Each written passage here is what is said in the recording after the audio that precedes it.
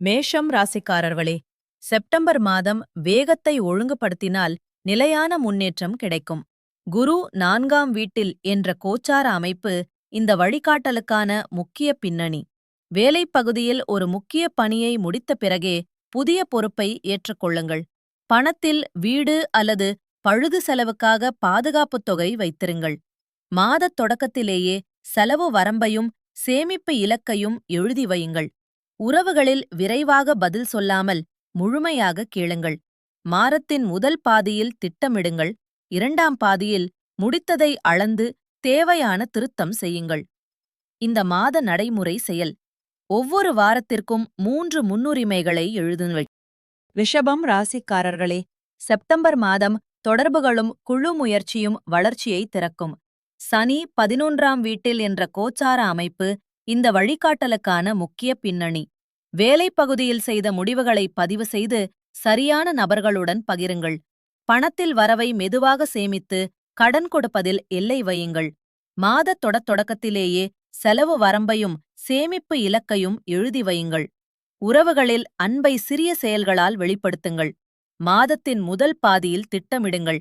2ஆம் பாதியில் முடித்ததை அளந்து தேவையான திருத்தம் செய்யுங்கள். இந்த மாத நடைமுறை செயல்.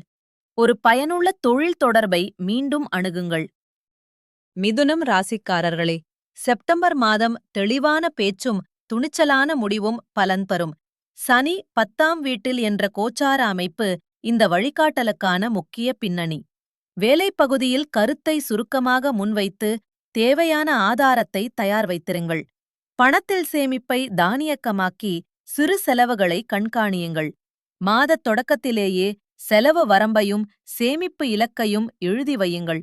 உறவுகளில் வீட்டின் அமைதிக்காக நேரத்தை ஒதுக்குங்கள். மாதத்தின் முதல் பாதியில் திட்டமிடுங்கள். 2ஆம் பாதியில் முடித்ததை அளந்து தேவையான திருத்தம் செய்யுங்கள். இந்த மாத நடைமுறை செயல். முக்கிய உரையாடலுக்கு முன் 3 குறிப்புகள் எழுதுங்கள். கடகம் ராசிக்காரர்களே, செப்டம்பர் மாதம் தன்னம்பிக்கையுடன் முன்னேறுங்கள். ஆனால் உடல் ஓய்வை மறக்காதீர்கள். குரு 1ஆம் வீட்டில் என்ற கோச்சார அமைப்பு இந்த வழிகாட்டலுக்கான முக்கிய பின்னணி. வேலைப் பகுதியில் திறமையை வெளிப்படுத்தும் பணியை தேர்ந்தெடுத்து மெதுவாக விரிவாக்குங்கள். பணத்தில் பயணம் மற்றும் குடும்ப செலவுக்கு முன்பே திட்டமிடுங்கள்.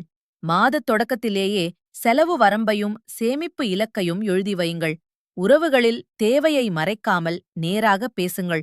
மாதத்தின் முதல் பாதியில் திட்டமிடுங்கள். 2ஆம் பாதியில் முடித்ததை அளந்து தேவையான திருத்தம் செய்யுங்கள். இந்த மாத நடைமுறை செயல். வேலைக்கும் ஓய்வுக்கும் தெளிவான நேர எல்லை அமைக்கவும்.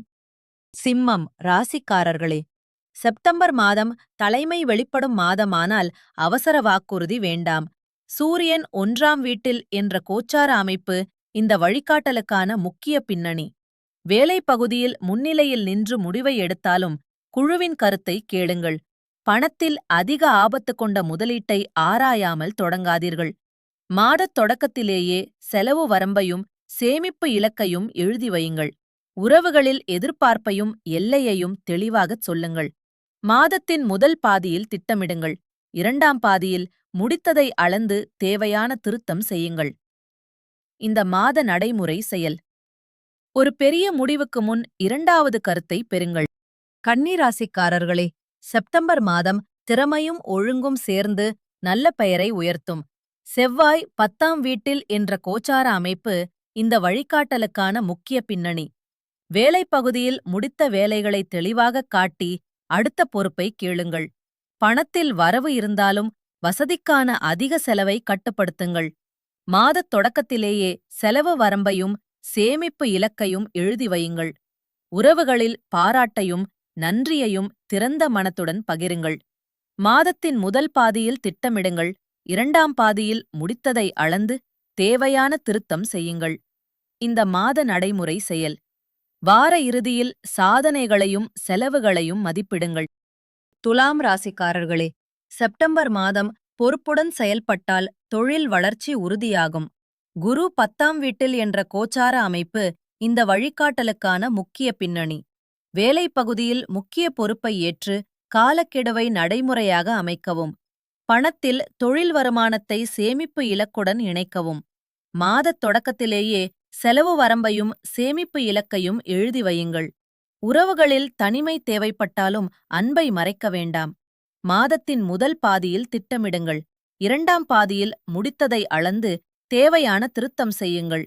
இந்த மாத நடைமுறை செயல். மாத இலக்கை 4 வார பணிகளாக பிரிக்கவும். விருச்சிகம் ராசிக்காரர்களே, செப்டம்பர் மாதம் தொழிலும் கற்றலும் ஒரே நேரத்தில் விரிவடையும். சூரியன் 10ஆம் வீட்டில் என்ற கோச்சார அமைப்பு இந்த வழிகாட்டலுக்கான முக்கிய பின்னணி.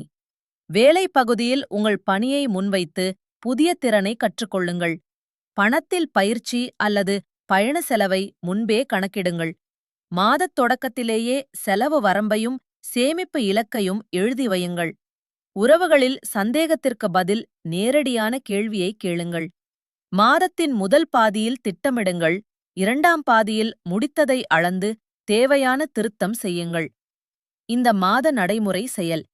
ஒரு புதிய கற்றல் திட்டத்தை இந்த மாதம் தொடங்குங்கள். தனுசு ராசிக்காரர்களே, செப்டம்பர் மாதம் கற்றல் மற்றும் பயணம் புதிய திசையை காட்டும். புதன் 9ஆம் வீட்டில் என்ற கோச்சார அமைப்பு இந்த வழிகாட்டலுக்கான முக்கிய பின்னணி. வேலை பகுதியில் பயிற்சி, தேர்வு அல்லது புதிய பொறுப்புக்கான ஆவணங்களை முடிக்கவும். பணத்தில் கூட்டுப் பணத்தில் ஒவ்வொரு விதியையும் எழுதி வையுங்கள். மாதத் தொடக்கத்திலேயே செலவு வரம்பையும் சேமிப்பு இலக்கையும் எழுதி வையுங்கள். உறவுகளில் கருத்து வேறுபாட்டில் குரலை மெதுவாக்குங்கள். மாதத்தின் முதல் பாதியில் திட்டமிடுங்கள்.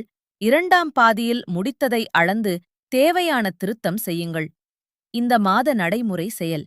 ஒரு நீண்டகால இலக்குக்கான முதல் தேதியை நிர்ணயிக்கவும். மகரம் ராசிக்காரர்களே, செப்டம்பர் மாதம் பொறுமையான பேச்சுவார்த்தை உறுதியான கூட்டாண்மையை உருவாக்கும்.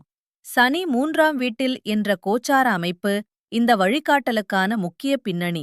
வேலைப் பகுதியில் ஒப்பந்தம் மற்றும் பொறுப்புகளை எழுத்தில் உறுதி செய்யுங்கள். பணத்தில் கையெழுத்துக்கு முன் கட்டணம் மற்றும் காலவரம்பை சரிபாருங்கள். மாதத் தொடக்கத்திலேயே செலவு வரம்பையும் சேமிப்பு இலக்கையும் எழுதி வையுங்கள். உறவுகளில் கொடுத்த வாக்குறுதியை நடைமுறையில் காப்பாற்றுங்கள். மாதத்தின் முதல் பாதியில் திட்டமிடுங்கள். இரண்டாம் பாதியில் முடித்ததை அளந்து தேவையான திருத்தம் செய்யுங்கள். இந்த மாத நடைமுறை செயல். நிலுவையில் உள்ள ஒப்பந்தத்தை முழுமையாக படிக்கவும். கும்பம் ராசிக்காரர்களே, செப்டம்பர் மாதம் புதிய முயற்சிக்கு ஒழுங்கான அமைப்பு தேவைப்படும். ராகு 1ஆம் வீட்டில் என்ற கோச்சார அமைப்பு இந்த வழிகாட்டலுக்கான முக்கிய பின்னணி. வேலைப் பகுதியில் மீண்டும் மீண்டும் செய்யும் பணியை எளிய முறையாக மாற்றுங்கள். பணத்தில் சிறு செலவுகளை கட்டுப்படுத்தி அவசர நிதியை உயர்த்துங்கள். மாதத் தொடக்கத்திலேயே செலவு வரம்பையும் சேமிப்பு இலக்கையும் எழுதி வையுங்கள். உறவுகளில் கடுமையான சொற்களைத் தவிர்த்து உண்மையை அமைதியாகச் சொல்லுங்கள். மாதத்தின் முதல் பாதியில் திட்டமிடுங்கள். இரண்டாம் பாதியில் முடித்ததை அளந்து தேவையான திருத்தம் செய்யுங்கள். இந்த மாத நடைமுறை செயல். ஒரு வார செலவையும் நேர பயன்பாட்டையும் பதிவு செய்யுங்கள். மீனம் ராசிக்காரர்களே, செப்டம்பர் மாதம் பொறுப்பும் படைப்பாற்றலும் சேரும்போது நல்ல முன்னேற்றம் வரும். சனி 1ஆம் வீட்டில் என்ற கோச்சார அமைப்பு இந்த வழிகாட்டலுக்கான முக்கிய பின்னணி. வேலைப் பகுதியில் தொடர்ச்சியை காப்பாற்றி படைப்புத் திட்டத்தை முடிவுக்கு கொண்டு வாருங்கள். பணத்தில் மகிழ்ச்சி, செலவுக்கும் சேமிப்புக்கும் சமமான எல்லை வையுங்கள்.